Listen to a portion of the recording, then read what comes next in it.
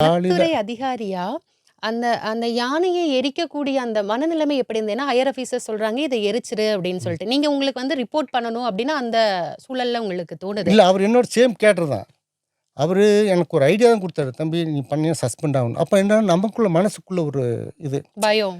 அப்ப என்னன்னா, சரி தோணுச்சு என்னன்னா, இது எரிச்சுட்டா இந்த கேஸ் எப்படி புடிப்பாங்க அப்படின்னு. கேஸ புடிக்கிறதுக்கு தான் நீங்க இருக்க மாட்டீங்களே. உங்கள சஸ்பெண்ட் பண்ணி வீட்டுக்கு அனுப்பிச்சுருவாங்க. டெம்பரரி போயிரணும். அடுத்து வருவாங்க. அவங்க புடிக்கிறாங்க இல்லையாங்கிறதுல வேற இஷ்யூஸ். அந்த சூழ்நிலையில தான் இந்த பிரச்சனை நடக்குது. ஆனா எரிச்சு காலையில ஒரு 8, 9 மணிக்கு எல்லாம் முடிஞ்சுது. அப்புறம் அந்த சாம்பலை எல்லாம் அள்ளணும். இது வந்து எது செய்யக்கூடாதுங்கிறதுக்கு உதாரணம். நான் இப்ப கிளாஸ் எடுக்க போயிட்டுருக்கேன். என்னோட அங்க இருக்க கார்டாகட்டும், வாட்சர் ஆகட்டும், ஃபாரஸ்ட் ஆகட்டும் எல்லாத்துக்குமே இத ஒரு எக்ஸாம்பிளா சொல்லுவேன்.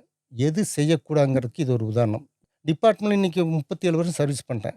இப்ப வந்திருக்கவங்களும் புதுசா வந்திருக்காங்க. அவங்க இதே மாரி செஞ்சிறக்கூடாது ஃப்யூச்சர்லங்கிறதுக்காக தான் இந்த ஸ்டோரியே. இப்ப என்னன்னா, இது போய் பார்த்தாச்சு, காலையில எல்லாம் அள்ளியாச்சு, கொண்டு போய் பக்கத்திலேயே தண்ணி ஓடிட்டுருக்கு. தண்ணீல கரைச்சாச்சு சுத்தமா. அந்த இடத்துலயே ஒண்ணுமே இல்ல. சிம்ப்டம்ஸே இல்லாம என்ன இருந்தாலும் மண் அந்த யானை எரிஞ்சுனா அந்த ஆயில் கீழ இருக்கும். இல்லையா?